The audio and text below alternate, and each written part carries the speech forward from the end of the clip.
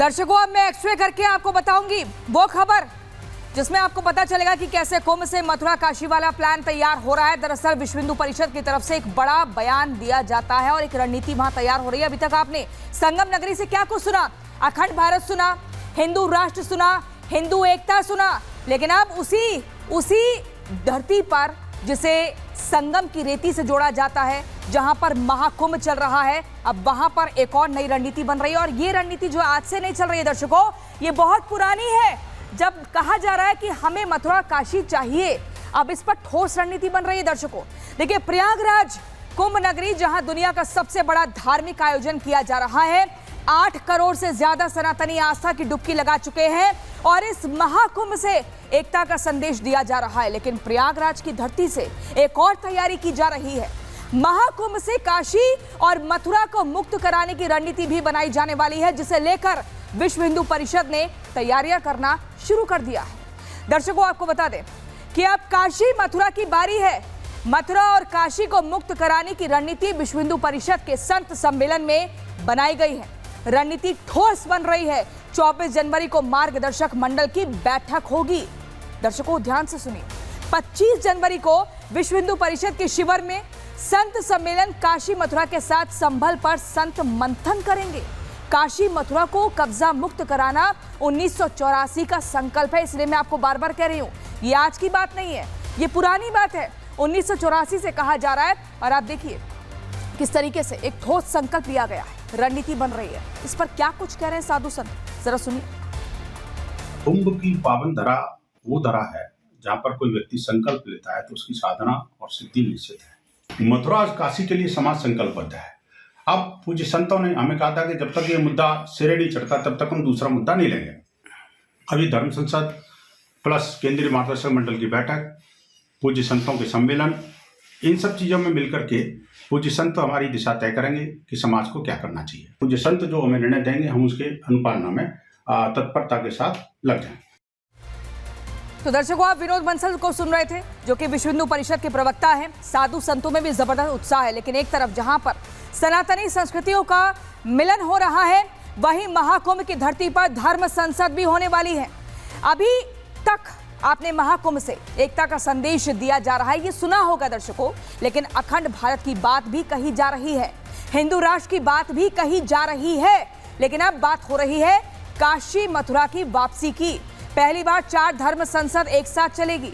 इसमें गौ माता, सनातन बोर्ड, हिंदू राष्ट्र के साथ ही काशी और मथुरा की मुक्ति पर भी अंतिम निर्णय होगा। आपको ये ध्यान रखना होगा कि किस तरीके से। दर्शकों, मैं आपको बता दूं कि यहाँ पर अब एक ठोस कदम आगे बढ़ रहे हैं। मजबूत एक रणनीति बनानी है। एक पुराना संकल्प है जिसको अब धरातल पर लाकर पूरा करना है और उसी को लेकर धर्म संसद अब की जाएगी। आपको बता दें, देखिए, अगर हम देखिए शंकराचार्य स्वामी निश्चलानंद की बात करें, अलग अलग संतों की बात करें, तो रणनीति बन रही है कि कैसे हिंदू राष्ट्र को लेकर हमें आह्वान करना है। और उसके बाद अगर शंकराचार्य स्वामी अविमुक्तेश्वरानंद सरस्वती की मैं बात करूं, तो इनके धर्म संसद में गाय को राष्ट्रमाता का दर्जा दिया जाए, इस बात को लेकर चर्चा होगी।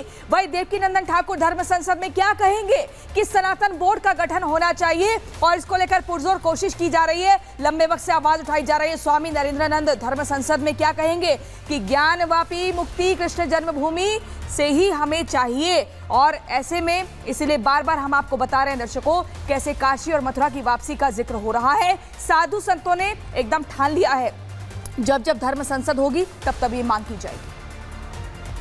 वो ज्ञान व्यापी का जो तथाकथित ढांचा है वो गिरना चाहिए और मथुरा का जो ईदगाह मस्जिद है जिसमें मूल कृष्ण जन्मभूमि है, उस कृष्ण जन्मभूमि को भी बाहर आना है और प्रेम पूर्वक हर हरि का मंदिर बनने दीजिए और आपका मस्जिद दूसरी जगह भी बन जाएगा। अयोध्या एक झांकी है, मथुरा काशी बाकी है।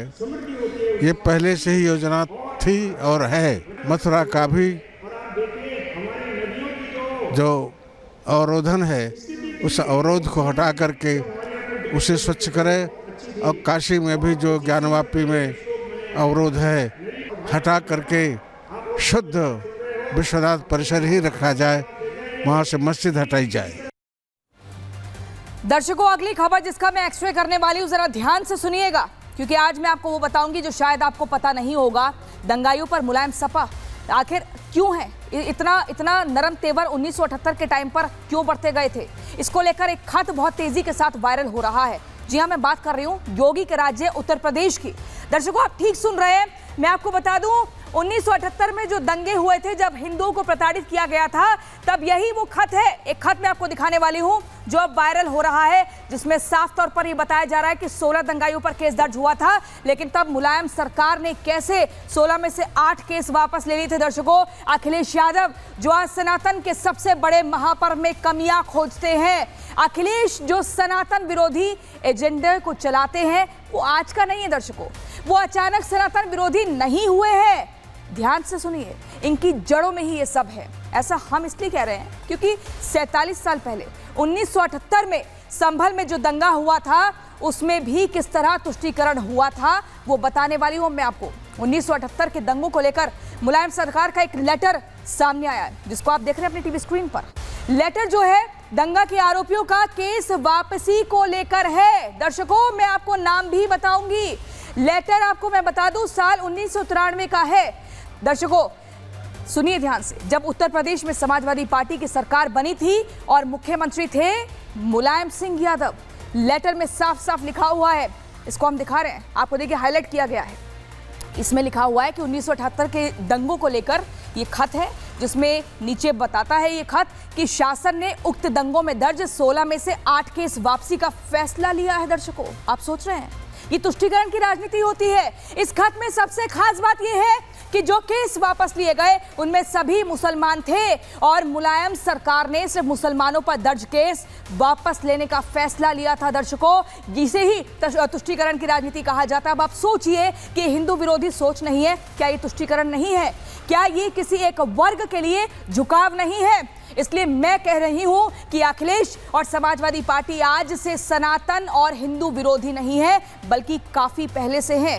ये जड़ें बहुत पुरानी हैं। दर्शकों, आपको समझना होगा कि 1978 में हुए दंगों को लेकर हमने कई बार एक्सरे किया है और अब मुलायम सरकार का ये लेटर जैसे ही वायरल हो रहा है, सियासत तेज हो गई। दर्शकों, आगे ये भी बताऊंगी क्या, लेकिन सीएम योगी ने कुछ दिन पहले सर्जरी की बात कही थी, आपको याद होगा। साथ ही संभल दंगों को लेकर एक रिपोर्ट मांगी थी। रिपोर्ट के बीच अभी लेटर सामने आ गया है, जिसका मतलब साफ है कि अब सर्जरी और तेजी के साथ होगी। लेकिन देखिए कैसे सरकार उत्तर प्रदेश में बनते ही महज कुछ दिनों के अंदर ही मुलायम सरकार ने दंगाइयों के केस वापस लिए हैं। दर्शकों, उस लेटर में साफ साफ नाम लिखा है। आप देखिए, मुलायम राज में दंगाई सेफ रहे हैं, पूरी तरीके से उन्हें संरक्षण मिला है। दर्शकों, 4 दिसंबर 1993 को मुलायम सिंह की सरकार बनी थी। तारीख को जरा ध्यान से सुनिए। सरकार बनने के बाद पहली कैबिनेट बैठक हुई और कैबिनेट में दंगे से जुड़े केस वापस लेने का फैसला लिया जाता है। तुष्टीकरण की राजनीति आप देखिए। डीएम ने 16 मुकदमे वापस लेने की सिफारिश की। न्याय विभाग के सचिव ने तथ्य और साक्ष्य भेजे। 23 दिसंबर को न्याय विभाग ने आदेश जारी किए। विचार के बाद, दर्शकों, विचार के बाद शासन ने 8 मुकदमे वापस ले लिए और इसी आदेश के हवाले से एक अन्य केस भी वापस लिया गया। 2 केस में वादी तत्कालीन संभल कोतवाल को गवाही से रोका गया। दर्शकों, ध्यान से सुन रहे हैं आप और ठीक सुन रहे हैं आप, गवाही देने से कोतवाल को रोका गया। कमजोर पैरवी की वजह से 5 अन्य मुकदमे भी खत्म कर दिए गए कि कोई पैरवी करने वाला नहीं है, क्योंकि पैरवी के लिए दबाव बनाया गया था। दर्शकों, ये समझना होगा कि किस तरीके से, आप देखिए, मुलायम सरकार ने दंगाइयों को लेकर एक नरम रुख रखा और उसमें नाम भी हम आपको दिखा रहे हैं कि कौन कौन से वो नाम थे तुष्टीकरण की राजनीति की। आखिर ऐसा क्यों किया गया और क्यों योगी आदित्यनाथ बार बार कह रहे हैं कि अब 1978 की फाइल भी खुलेगी और सर्जरी भी होगी? इस रिपोर्ट में देखिए।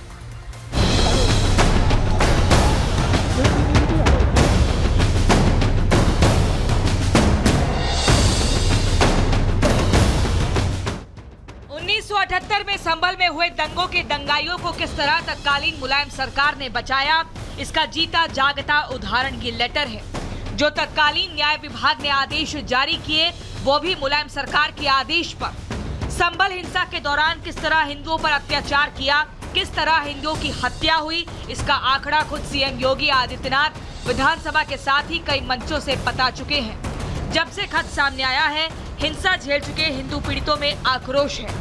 अब उन्हें उम्मीद है योगी सरकार से जो संभल में हुए 1978 के दंगों की फाइल खोलने का ऑर्डर दे चुकी है।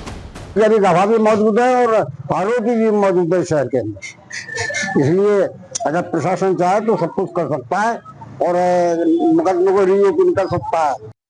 मैं शासन और प्रशासन से मांग करूंगा कि जो लोग दोषी थे उनको कड़े से कड़ा दंड दिया जाए। इधर इन पीड़ितों को योगी सरकार से न्याय मिलने की उम्मीद है, तो वहीं उन्होंने तत्कालीन मुलायम सरकार के तुष्टीकरण की पोल भी खोल दी। लोगों ने बताया कि किस तरह सरकार में हिंदुओं के साथ गलत व्यवहार किया जाता था।